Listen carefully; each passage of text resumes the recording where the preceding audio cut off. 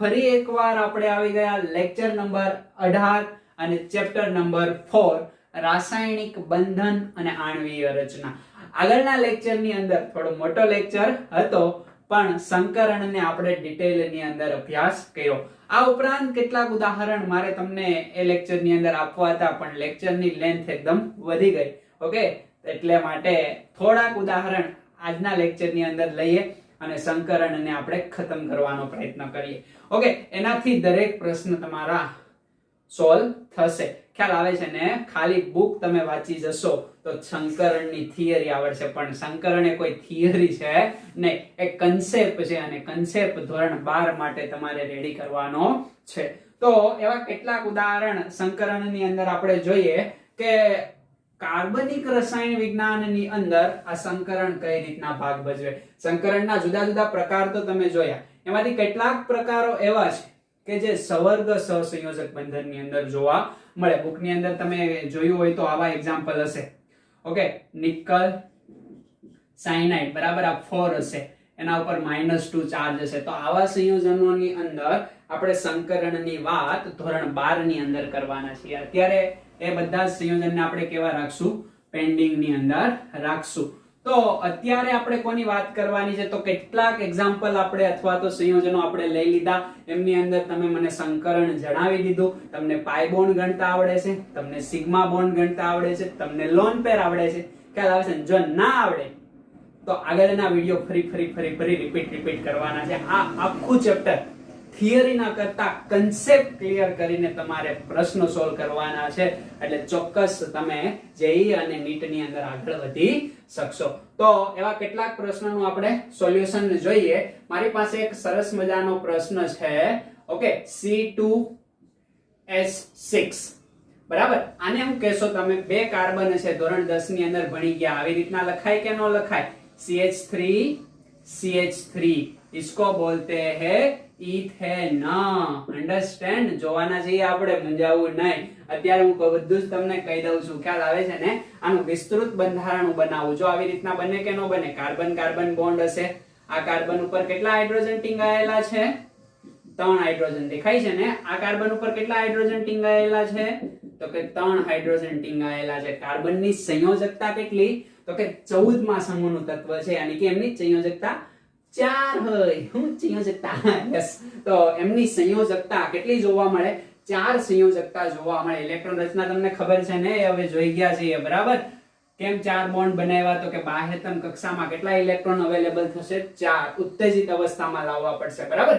કઈ રીતના? ચાલો બતાવી દઉં એકવાર. હવે નેક્સ્ટ ટાઈમ બતાવીશ નહીં. કાર્બન 6 યાની કે 1s2 2s2 2p2. ઓકે, બાહ્યતમ કક્ષા છે ને? દેખાય છે તમને? ઓકે, અહીંયા p ની અંદર 3 કક્ષકો હોય તો એક ઇલેક્ટ્રોન અહીંયા, બીજો ઇલેક્ટ્રોન અહીંયા, એક અહીંયા, એક અહીંયા. આ રીતે ગોઠવણી હશે ને? ઓકે, હવે આ ઉત્તેજિત અવસ્થાની અંદર આવશે. ઉત્તેજિતને આપણે સ્ટાર વડે દર્શાવીએ બરાબર. ત્યારે શું થશે ભાઈ? તો કે એકદમ સિમ્પલ છે કે આ બોન્ડ, આ ઇલેક્ટ્રોન અહીંથી કૂદીને ક્યાં જશે? અહીંયા જશે. તો આ રીતના બંધારણ બની જાય કે ન બની જાય? તો 4 સહસંયોજક બંધનનું નિર્માણ કરે. એટલે જો 4 બનાવે, એક આ હાઇડ્રોજન, એક આ હાઇડ્રોજન, એક આ હાઇડ્રોજન અને કાર્બન કાર્બન વચ્ચે. ખ્યાલ આવે છે ને? કાર્બન જ એવો છે કે જે કાર્બન કાર્બન વચ્ચે પણ બોન્ડ બનાવે છે. ઓકે, તો આ પ્રકારનું બંધારણ. હવે તમારે મને જણાવવાનું છે કે આમાં રહેલા દરેક કાર્બનનું સંકરણ. તો સંકરણ અહીંયા મેં તમને બંધારણ આપી દીધું, તો સંકરણ મેળવી શકો ને? કે આ કાર્બનનું મારે સંકરણ નક્કી કરવું છે. તો એ કાર્બન ની આસપાસ શું? તો કે સંકરણ માટેનું સૂત્ર હતું, સિમ્પલ હતું બંધારણ ઉપરથી, કે લોન પેર પ્લસ બોન્ડ પેર. ખ્યાલ આવે છે ને? બંધકારક ઇલેક્ટ્રોન યુગ્મ અને અબંધકારક ઇલેક્ટ્રોન યુગ્મ. અબંધકારક તો કઈ દેખાતા છે નહીં. ઓકે, માત્ર બોન્ડ પેર દેખાય તો આ 0 આવશે. ઓકે, બોન્ડ પેર કેટલા? 1 2 3 4 દેખાય છે ને તમને? પેન ચેન્જ કરો એટલે તમને દેખાય. 1 2 3 અને 4 દેખાય છે. કેટલા છે? તો કે ભાઈ 4 છે. તો જવાબ કેટલો આવશે? 4. હવે આ સંકરણ આપણને z ની વેલ્યુ 4 મળી એટલે 1 s હશે અને 3 p હશે. કયું સંકરણ આવે? sp3.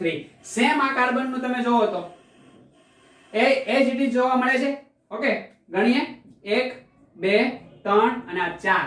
ખ્યાલ આવે છે ને? આ બંનેનો સહિયારો છે તો બંને માટે ગણવો પડે ને, એટલે આ કાર્બન ને 4 સિગ્મા બોન્ડ ધરાવે છે. આ બધા જ બોન્ડ સિગ્મા છે તો માલુમ છે ને ભાઈ તમને, હંમેશા પ્રથમ બોન્ડ કયો બને? Sigma bond. તો આમાં સિગ્મા બોન્ડ ની સંખ્યા કાઉન્ટ કરવાની કઈ તો પણ તમે કરી શકો. ઓકે, તો આ કાર્બન નું સંકરણ sp3. આ કાર્બન નું તો એની આજુબાજુ જોવાનું કેટલા બોન્ડ છે, તો કે 4 સિગ્મા બોન્ડ છે, અને 4 સિગ્મા બોન્ડ હોય એટલે સંકરણ કયું હોય? sp3. એટલે બંને કાર્બન નું સંકરણ sp3. હજી એક એક્ઝામ્પલ તમને હું આપું, કન્સેપ્ટ વધારે ક્લિયર થાય. મિથેન નું તો તમે ચેક કરી લીધું છે, બરાબર? આ ઇથેન હતું. હવે જોવો તો C2H4. ખ્યાલ આવે છે ને? આને કહેવાય ઇથીન. શું કહેવાય? ઇથીન. ધોરણ 10 યાદ કરો.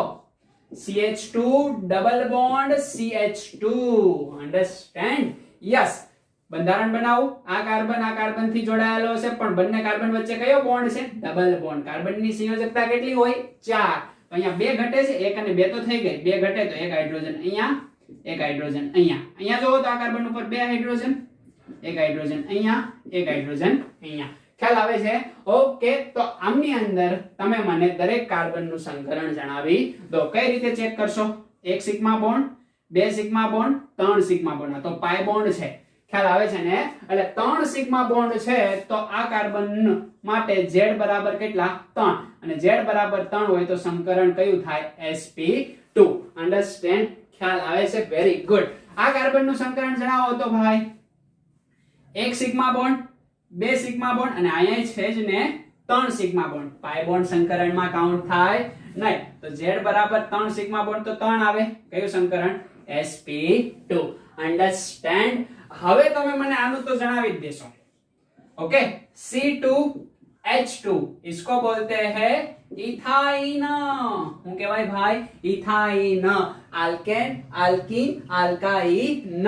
આમની અંદર દરેક કાર્બન નું સંકરણ જણાવો તો કઈ રીતે? તો કે કાર્બન કાર્બન ટ્રિપલ બોન્ડ હોય. 1 હાઇડ્રોજન અહીંયા, 1 હાઇડ્રોજન અહીંયા. જો કાર્બન હંમેશા 4 સંયોજકતામાં છે, દેખાય છે ને? કેવી રીતના? આ 1 2 3 4. આ કાર્બન ને જોવો તો 1 2 3 અને 4. ખ્યાલ આવે છે? કાર્બન ની સંયોજકતા 4 કમ્પ્લીટ છે. દેખાય છે? ઓકે, તો આમની અંદર કાર્બન નું મને હું જણાવો સંકરણ. તો આ કાર્બન ની આસપાસ કેટલા સિગ્મા બોન્ડ?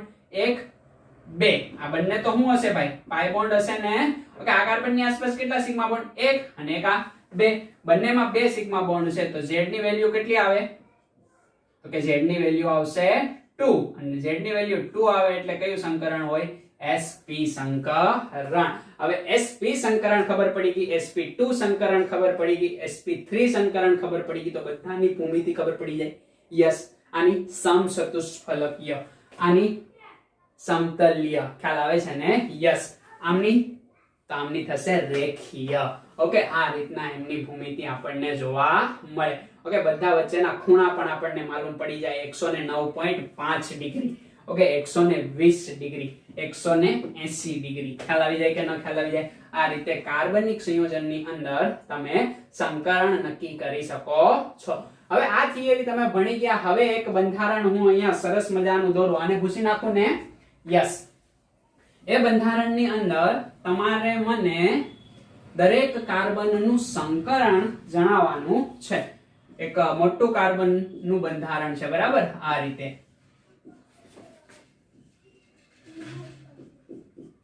આ રીતે સરસ મજાનું બંધારણ જોવા મળે છે. હાઇડ્રોજન ટીંગાડી દઉં. 1 2 3, 1 2 3 4. અહીંયા 1 આવશે, 1 અહીંયા આવશે, 1 અહીંયા આવશે, અહીંયા 1 નહીં આવે, અહીંયા 1 આવશે. દેખાય છે તમને? કાર્બનની સંયોજકતા 4, દરેક કાર્બનની સંયોજકતા કમ્પ્લીટ છે. ઓકે, આ કાર્બનને હું 1 નંબર આપું, અને 2 નંબર આપું, અને 3 નંબર આપું, અને 4 નંબર આપું, અને 5 નંબર આપું, અને 6 નંબર આપું, અને 7 નંબર આપી દો. ખાલી મેં નંબરિંગ આપ્યા છે, બરાબર? તો દરેક કાર્બન નંબર પ્રમાણે મને સંકરણ આપી દોજો. તો પહેલા કાર્બનનું સંકરણ શું આવે? વિડિયોને પોઝ કરીને ટ્રાય કરવાની છે. પહેલા કાર્બનનું સંકરણ 1 2 3 અને 4 સિગ્મા બોન્ડ છે. ઓકે, એટલે શું આવશે? તો કે sp3. Very good. બીજાનું 1 2 અને 3 સિગ્મા બોન્ડ છે તો સંકરણ શું આવશે? sp2. ત્રીજાનું 1 2 3 સિગ્મા બોન્ડ છે, સંકરણ શું આવશે? sp2. એના પછી 1 2 3 સિગ્મા બોન્ડ છે. આ તો એક તો પાઈ હશે ને, અહીંયા પણ એક પાઈ હશે. ખ્યાલ આવે છે? એટલે 3 સિગ્મા બોન્ડ છે, સંકરણ શું આવે? sp2. અહીંયા 1 2 અને 3 સિગ્મા બોન્ડ છે, સંકરણ શું આવે? sp2. હવે જોજો, ખ્યાલ આવે છે ને? 1 સિગ્મા બોન્ડ 2 સિગ્મા બોન્ડ, અહીંયા બંને શું છે? આ પાઈ છે, માત્ર એક શું છે? સિગ્મા. આ પણ શું છે? સિગ્મા. 2 સિગ્મા બોન્ડ, સંકરણ શું આવે? sp. નેક્સ્ટ કાર્બન નું સંકરણ પણ શું આવશે? 1 સિગ્મા બોન્ડ 2 સિગ્મા બોન્ડ, સંકરણ શું આવે? sp. ઓકે, હાઇડ્રોજન એ શું નક્કી કરે છે? તો કે કાર્બનની સંયોજકતા નક્કી કરે છે. તો આ રીતે આપણને અલગ અલગ કાર્બનિક સંયોજનોની અંદર સંકરણ મેળવતા આવડતું હોવું જોઈએ. યાની કે કાર્બનની સંયોજકતા કેટલી? 4. ખ્યાલ આવે છે? એની આસપાસ જોવાનું કે કેટલા સિગ્મા બોન્ડ છે. કાર્બનની અંદર લોન પેર બોન્ડ પેર જેવું કંઈ આવે નહીં. એટલે એ રીતે આપણા દરેક પ્રશ્ન સોલ્વ થાય છે. હવે ઘણીવાર તમે બુકની અંદર જોતા હશો તો તમને sp3 સંકરણ તો માલુમ હશે, ખ્યાલ આવે છે ને? ઘણીવાર dsp2 પ્રકારનું સંકરણ પણ તમને જોવા મળે. ઓકે, તમને sp3 d2 સંકરણ માલુમ છે, પણ ઘણીવાર d2 sp3 સંકરણ પણ જોવા મળે. ઓકે, તો જે આવા સંકરણ છે, ઓકે, એની ડિટેલ ની અંદર આપણે ધોરણ 12 ની અંદર પણ ચર્ચા કરવાના છીએ. કયા ચેપ્ટરમાં? Chapter number 9, સવર્ગ સહસંયોજનો. બરાબર, એમની અંદર તમને માલુમ પડી જશે. આમની ભૂમિતિ પણ કેવી થઈ જાય? ચેન્જ થતી જોવા મળે. તો એની વાત કરવાની છે. એટલે બુકમાં એ આપ્યું હોય તો કઈ ગભરાવાની જરૂર છે નહીં. ઓકે, આનો સમતલીય સમચોરસ આકાર જોવા મળે, આનો સમચતુષ્ફલકીય આકાર જોવા મળે, યાની કે એની ભૂમિતિ ચેન્જ થશે આ સંકરણના કારણે. આમાં એક d છે, એક s છે અને 2 જ p છે. ટોટલ કક્ષકો તો 4 જ છે. આમની અંદર એક s અને 3 p, એટલે ટોટલ કક્ષકો કેટલી થઈ ગઈ? 4. એટલે કક્ષકો સમાન છે, z સમાન છે, પણ સંકરણ અલગ છે. જેમ જેમ તમે કન્સેપ્ટ ક્લિયર કરતા જશો એમ એમ તમને માલુમ પડતું જશે. ઓકે, તો આ વાત થઈ અહીંયા સંકરણની ખતમ. હવે સંકરણ પરથી આપણે જમ્પ કરવો છે ક્યાં? MOT, મોલેક્યુલર ઓર્બિટલ થિયરી, આણ્વીય કક્ષકવાદ. અત્યાર સુધી જે કઈ સંકરણ સુધી આપણે વાત કરી એ VBT, વેલેન્સ બોન્ડ થિયરી, યાની કે સંયોજકતા બંધનવાદ. અને સંયોજકતા બંધનવાદ સંપૂર્ણ ભણ્યા નથી. માત્ર આપણે શું ભણ્યા? તો કે કક્ષકોનું સમિશ્રણ, ઓવરલેપિંગ, then આપણે જોયું હાઇબ્રિડાઇઝેશન, યાની કે સંકરણ. તો એટલો ખ્યાલ એમની અંદર મેળવવાનો છે. અહીંયા શું કરતા હતા? તો કે પરમાણ્વીય કક્ષકોને જોડતા હતા. તો હું બની ગઈ? તો કે VBT, સંયોજકતા બંધનવાદ. ખ્યાલ આવે છે ને? હવે આખા આપણે અણુને જોડશું, અને આખા અણુને જોડશું એટલે શું બનશે? MOT. અને MOT ઉપર આપણે કેમ ગયા? તો કે VBT એ પરમાણ્વીય કક્ષકોને સમજાવે છે. હવે આપણે પરમાણુને ભેગા કરીને અણુ બનાવ્યો, અને આણ્વીય કક્ષકને સમજવા માટે આપણે વાત કરશું MOT, મોલેક્યુલર ઓર્બિટલ થિયરી. ત્યાં સુધી આને ચાપી મારો. તો બોર્ડ ઉપર કેટલાક સરસ મજાના પોઈન્ટ આપણને દેખાય છે. કઈ થિયરી માટે? આણ્વીય કક્ષકવાદ. આ લાસ્ટ ચેપ્ટર ની થિયરી છે, બરાબર? MOT, યાની કે મોલેક્યુલર ઓર્બિટલ થિયરી. આ થિયરી સૌપ્રથમ આપનાર વૈજ્ઞાનિક આઈ થિંક 1992 ની અંદર, સોરી 32 ની અંદર. ઓકે, 1932 ની અંદર આ થિયરી આપણને આપી હતી. એવા વૈજ્ઞાનિક, એક વૈજ્ઞાનિક નું નામ છે હુન્ડ અને બીજા વૈજ્ઞાનિક છે મુલિકેન. યાની કે હુન્ડ અને મુલિકેને આણ્વીય કક્ષકવાદની થિયરી આપણને આપી. જેવી રીતના આગળ આપણે ભણીને આવ્યા કે પરમાણ્વીય કક્ષક, યાની કે પરમાણુ હશે, પરમાણુની આસપાસ ઇલેક્ટ્રોન ફરતા હશે, બરાબર? આ ધીમે ધીમે આપણે ચેપ્ટર 2 ની અંદર વાત કરી. અને ઇલેક્ટ્રોન હકીકત તો મળવાની સંભાવના દર્શાવે. ઓકે, કોઈ કક્ષક બક્ષક એવું કઈ હોતું નથી. આખો ખ્યાલ કેવો છે? કાલ્પનિક. પણ એક કાલ્પનિક ખ્યાલને આપણે થોડો આગળ ધપાવીએ. તો આણ્વીય કક્ષકવાદ, ઓકે, આણ્વીય કક્ષકવાદને સમજવો છે તો જેવી રીતના પરમાણુમાં ઇલેક્ટ્રોન પરમાણ્વીય કક્ષકમાં રહેલા છે, એવી જ રીતના અણુમાં ઇલેક્ટ્રોન આણ્વીય કક્ષકમાં રહેલા છે. હવે તમને પ્રશ્ન થાય કે આણ્વીય કક્ષક એટલે શું? તો પરમાણ્વીય કક્ષક તમને ખબર છે ને, SPDF, એ જ આણ્વીય કક્ષક વિચારીને તમારે કામ કરવાનું છે, બરાબર? તો પહેલો પોઈન્ટ તમને ખબર પડે છે કે અણુમાં ઇલેક્ટ્રોન આણ્વીય કક્ષકમાં રહેલા હોય છે. પરમાણુમાં પરમાણ્વીય કક્ષકમાં પરમાણુ એક જ હોય, અને અણુની અંદર પરમાણુનો સમૂહ હોઈ શકે. ચાલો હવે દાખલા તરીકે તમે વિચારો H2O, તો આ પાણીનો અણુ છે, તો એમની અંદર ઓક્સિજન પરમાણુ છે, હાઇડ્રોજન પરમાણુ છે. ખ્યાલ આવે છે ને? હવે આખા પાણી યાની કે પાણીના અણુની અંદર ઇલેક્ટ્રોન આણ્વીય કક્ષકમાં રહેલા છે એવું કહી શકાય. કેવી આણ્વીય કક્ષક આવે? જેવી પરમાણ્વીય કક્ષક છે એવી ને એવી. ઓકે, એના પછીનો સેકન્ડ પોઈન્ટ જોવો તો તુલનાત્મક ઉર્જા અને યોગ્ય સમમિતિ ધરાવતી. શું? તો કે પરમાણ્વીય કક્ષકો સંયોજાય છે અને આણ્વીય કક્ષકો રચે છે. યાની કે પરમાણ્વીય કક્ષકો સંયોજાય છે અને શું બને? આણ્વીય કક્ષક. અને પરમાણ્વીય કક્ષકનું આપણે મિશ્રણ જોયું કઈ થિયરીમાં? VBT. તો આ VBT થી એક કદમ આગળ MOT. Understand? Yes. Third point જો કે પરમાણ્વીય કક્ષકમાંનો ઇલેક્ટ્રોન એક કેન્દ્રથી અસર પામે છે.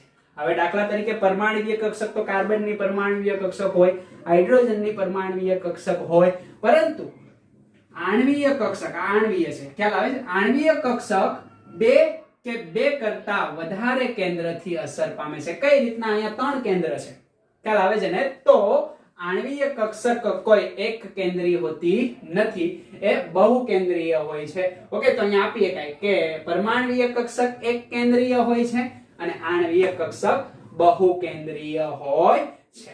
ખ્યાલ આવી જાય કે ન ખ્યાલ આવી જાય? આ વસ્તુને ખાસ તમારે ધ્યાનમાં રાખવાની છે. એના પછીનો પોઈન્ટ આપણે જોઈએ કે સંયોજાતી પરમાણ્વીય કક્ષક. હવે પરમાણ્વીય કક્ષકો સંયોજાશે ત્યારે શું બનશે? આણ્વીય કક્ષકો. ખ્યાલ આવે છે ને? કારણ કે પરમાણુ જોડાઈને શું બનાવે? અણુ. અહીંયા મારે પાણી બનાવવું હશે તો 2 હાઇડ્રોજન અને 1 ઓક્સિજન જ્યારે સંયોજાય ત્યારે પાણીનો અણુ બનશે ને? ખ્યાલ આવે છે? તો 2 પરમાણ્વીય કક્ષક, ઓકે, અહીંયા તો જો કે 2 હાઇડ્રોજનના પરમાણુ યાની કે 3 પરમાણ્વીય કક્ષક સંયોજાઈને શું બનાવી? તો કે એક પાણીની હું બનાવી દીધી આણ્વીય કક્ષક. ઓકે, તો સંયોજતી જોડાતી પરમાણ્વીય કક્ષકો ઇઝ ઇક્વલ ટુ, ઓકે, નવી રચાયેલી આણ્વીય કક્ષક. તો આણ્વીય કક્ષક અને પરમાણ્વીય કક્ષકની સંખ્યા કેવી હશે?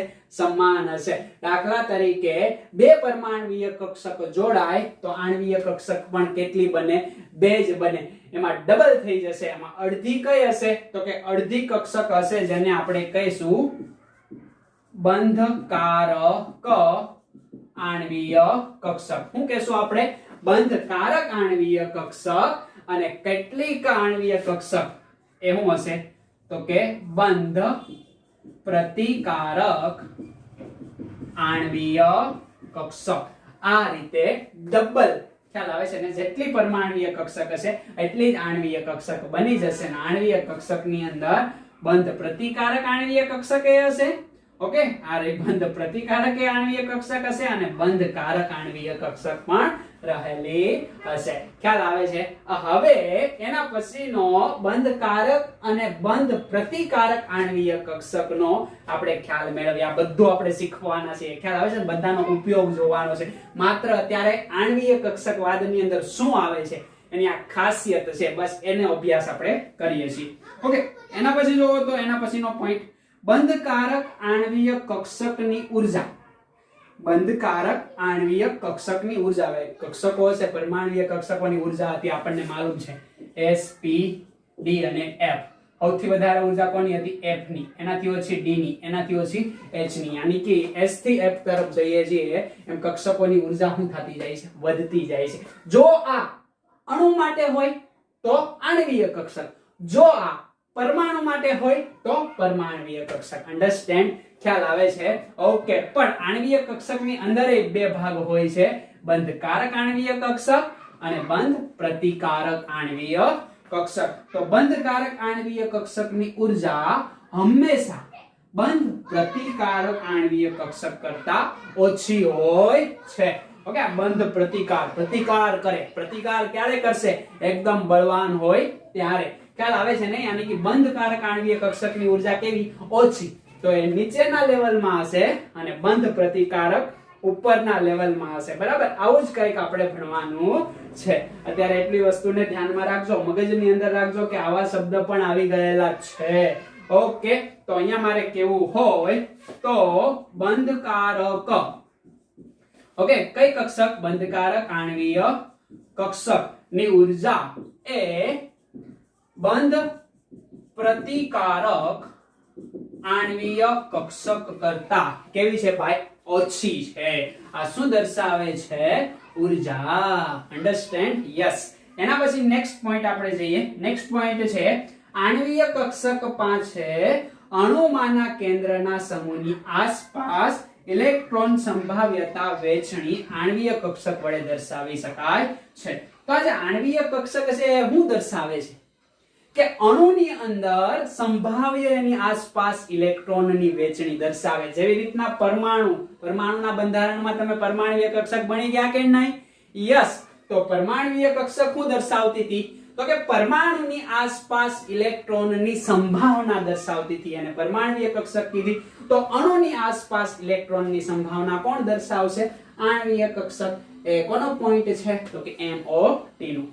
એના પછી વાત આપણે કરીએ તો જેવી રીતના પરમાણ્વીય કક્ષક લાસ્ટમાં ઇલેક્ટ્રોનની વહેંચણી કક્ષકની અંદર 3 નિયમો યાની કે સિદ્ધાંતો આધારિત ફોલો થતી હતી. કઈ? તો કે હાવભાવ, પોલીનો નિષેધ અને હુંડ. હાવભાવ, પોલી, હુંડ.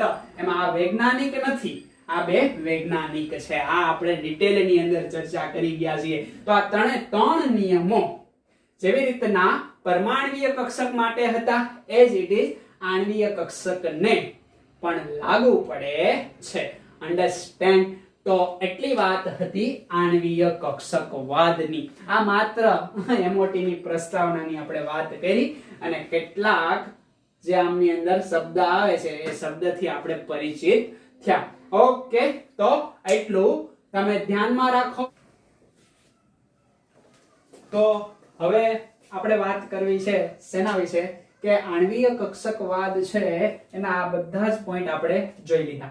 ઓકે, હવે એની આપણે કઈ રીતે ઉપયોગિતામાં લેશું એની વાત આપણે અહીંયા જ કરીએ. પોઈન્ટ તમારી નજર સમક્ષ જ આપણે રાખેલા છે કે પરમાણ્વીય કક્ષકોનું આપણે રેખિક સંગઠન કરશું. પરમાણ્વીય કક્ષકોનું શું કરવાનું છે? રેખિક સંગઠન.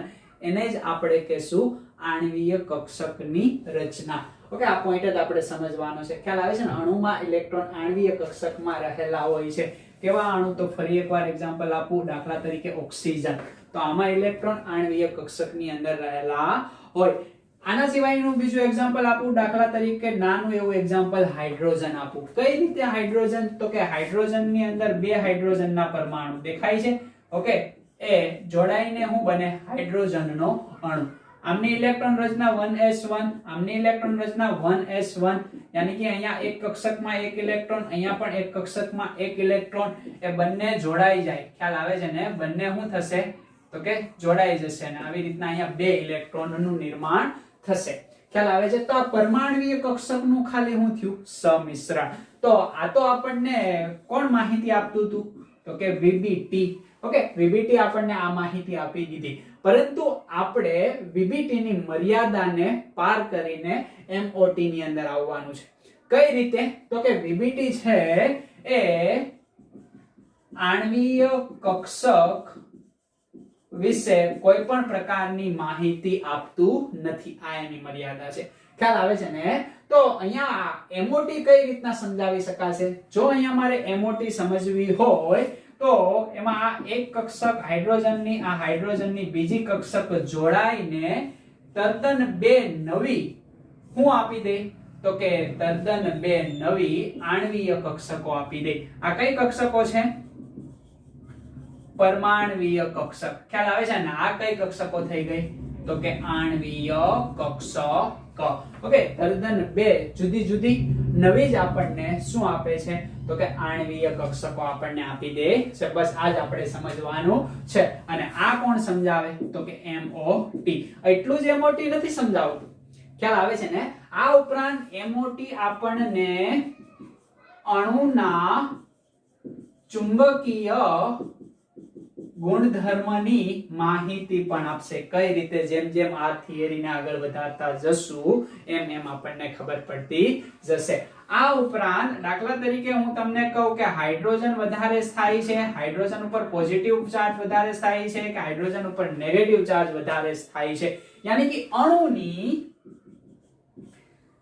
અણુની સ્થાયીતા કોણ સમજાવે છે? એમઓટી આપણને સમજાવશે.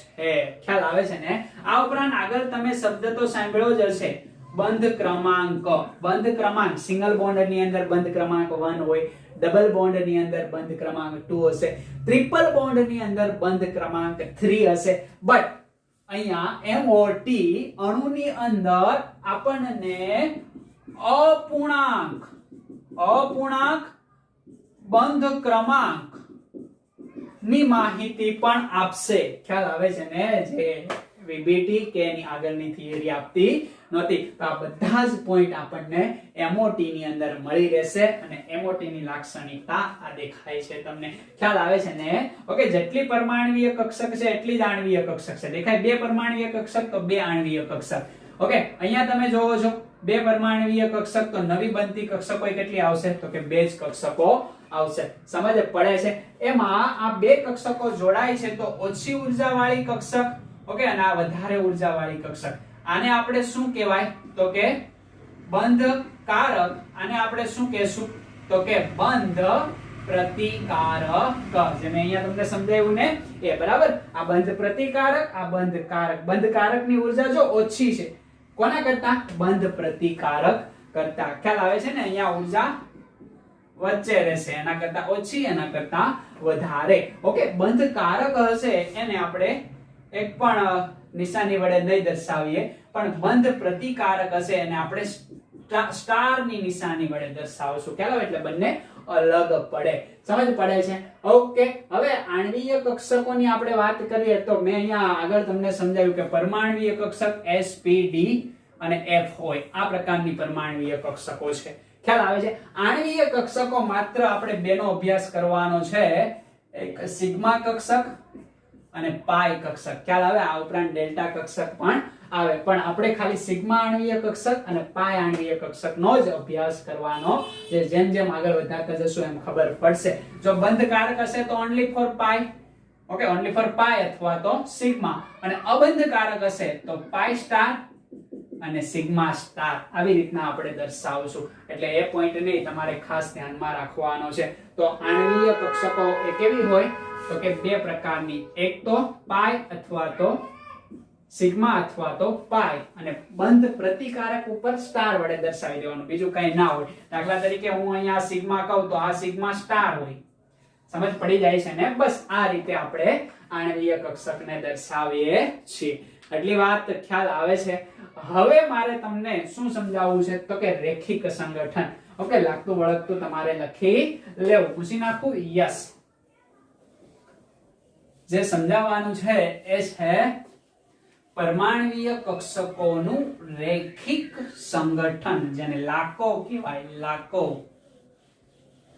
બુકની અંદર તમે જોતા હશો. તો એને હું કહી શકું આણ્વીય કક્ષકની રચના અથવા તો પરમાણ્વીય કક્ષકનું રેખિક સંગઠન. ખ્યાલ આવે છે? તો અહીંયા એક સરસ મજાનો હું ચિતાર દોરું છું. શું કહેવાશે? ચિતાર કહેવાશે કે કઈ રીતે પરમાણ્વીય કક્ષકો જોડાય છે અને સરસ મજાની એટલી જ આણ્વીય કક્ષકો બને. દેખાય છે ને? જેટલી પરમાણ્વીય કક્ષકો હોય એટલી જ શું બને છે? આણ્વીય કક્ષકો બને છે. અને આણ્વીય કક્ષકોના આપણે 2 પાર્ટ પાડી દીધા. તો બંને પાર્ટને આપણે અહીંયા દર્શાવશું. બંનેની શક્તિ પણ કેવી છે? અલગ અલગ. આ પોઈન્ટ આપણને એવું દર્શાવે. દેખાય? આ સમજાવવા માટે આ પોઈન્ટ મેં એટલા માટે રાખ્યા છે કે આ બધા પોઈન્ટ આધારિત જ આપણે સમજવાનું. એટલા માટે આ પોઈન્ટ કેવા છે? ઇમ્પોર્ટન્ટ છે.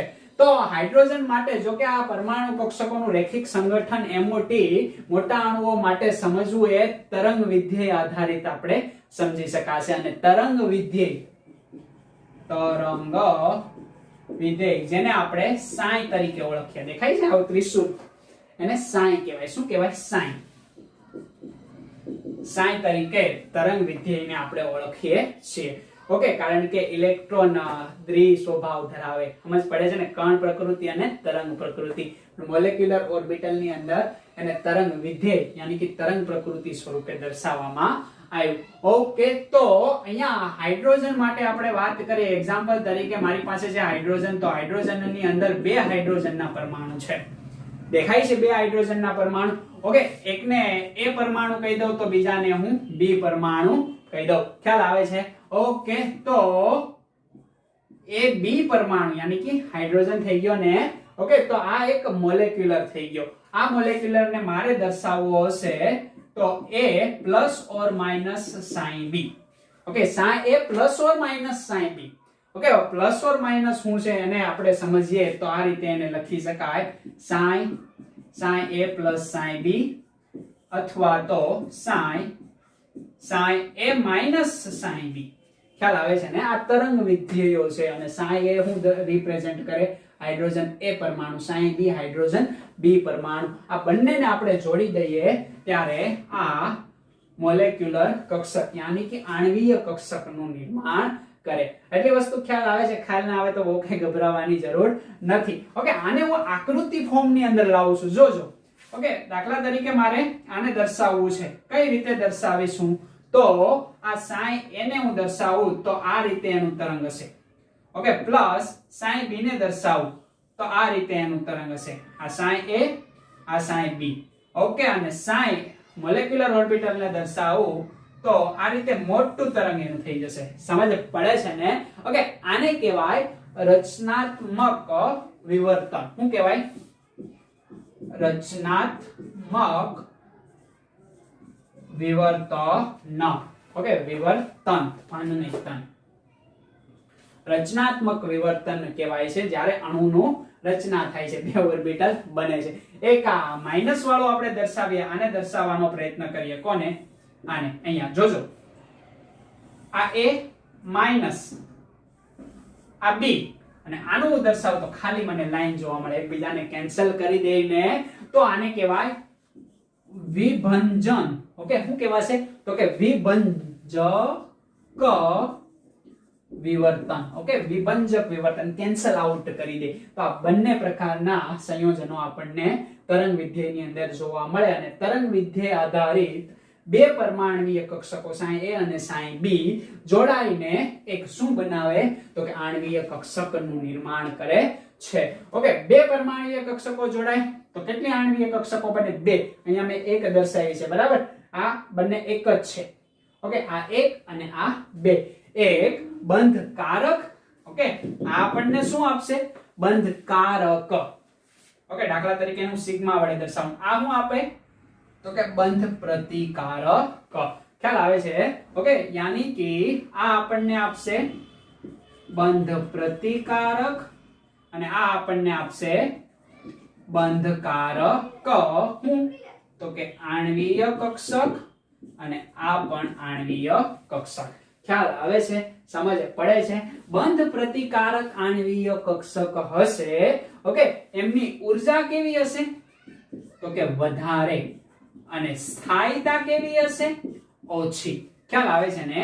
આમની ઊર્જા કેવી હશે? ઓછી. અને સ્થાયીતા કેવી હશે? વધારે. સમજ પડી જાય કે ના સમજ પડી જાય? અને બંનેની એવરેજ એ જેટલી પરમાણ્વીય કક્ષક સંયોજાય, બરાબર, સંયોજાતી જેટલી પરમાણ્વીય કક્ષકની ઊર્જા હશે એટલી જ રસાયેલી આણ્વીય કક્ષકની ઊર્જા હશે. પણ આણ્વીય કક્ષકની અંદર બંધકારક અને બંધ પ્રતિકારક, બંધ પ્રતિકારકની શક્તિ કેવી હશે? વધારે. અને બંધકારકની શક્તિ હશે ઓછી. પણ બંનેની એવરેજ લઈ લો એટલે કોના જેટલી થાય? તો કે રચેલી પરમાણ્વીય કક્ષકો અથવા તો સંયોજાતી પરમાણ્વીય કક્ષકો. ઓકે, રચેલી નહીં પણ સંયોજાતી પરમાણ્વીય કક્ષક. એટલે આ વસ્તુને ખાસ ધ્યાનમાં રાખજો. બુકની અંદર આવું આકૃતિ દોરીને તમને સમજાવ્યું હોય ને માત્ર સમજવાનું છે, બરાબર? ક્યાંય તમારે લખવા જવાનું છે ને. એ યાદ રાખવાનું છે કે અહીંયા સિગ્મા, સિગ્મા સ્ટાર, આવી રીતના પાઈ અને પાઈ સ્ટાર પણ આવે. જેમ જેમ આગળ વધતા જશું એમ એમ સમજતા જશું. ઓકે, એક હાઇડ્રોજન માટે સરસ મજાનું હું તમને આ પ્રકારનું સમજાવું અને પૂછી નાખું. ઓકે, જોઈએ હાઇડ્રોજન માટે, આના જ માટે કે એનો એક સરસ મજાનો આપણે ચિતાર બનાવીએ અને એને સમજવાનો પ્રયત્ન કરીએ. કઈ રીતે સમજી શકાશે? તો કે દાખલા તરીકે ઉપર તરફ આ એક ઉર્જાની અક્ષ દર્શાવે છે. ઓકે, આ ઉપર તરફ ઉર્જાની અક્ષ દર્શાવે છે. તો ઉપર તરફ આપણે જઈએ એમ ઉર્જામાં શું થતો જાય? વધારો થતો જાય. આ બાજુ વાત કરીએ તો અહીંયા હાઇડ્રોજન માટેની કક્ષક છે, યાની કે 1s કક્ષક. તો એક ઇલેક્ટ્રોન હશે.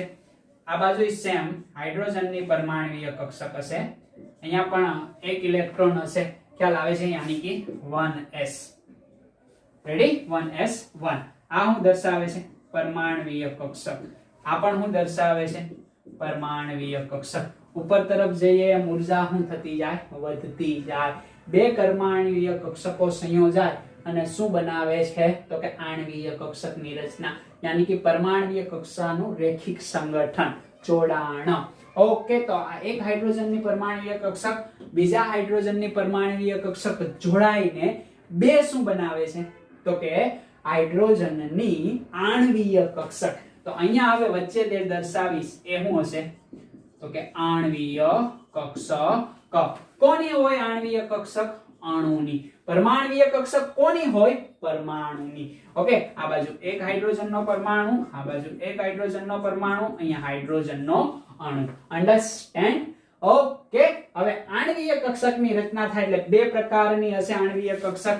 ખ્યાલ આવે છે ને? એક ઓછી ઉર્જાવાળી, એક વધારે ઉર્જાવાળી. વધારે ઉર્જાવાળી, ઓછી ઉર્જાવાળી. ઓકે, એક આણ્વીય કક્ષક અહીંયા હશે, એક આણ્વીય કક્ષક અહીંયા હશે. આ રીતે તમે દર્શાવી શકો ને કે ના દર્શાવી શકો? યસ, દર્શાવી શકાશે. અને થોડું સરખું કરી દઈએ એટલે તમને ગમે. રેડી? આ રીતે હશે. હવે આ રીતે તમે જોવો તો ઉર્જા બંને પરમાણ્વીય કક્ષકની એટલે સેન્ટરમાં હશે. ખ્યાલ આવે છે?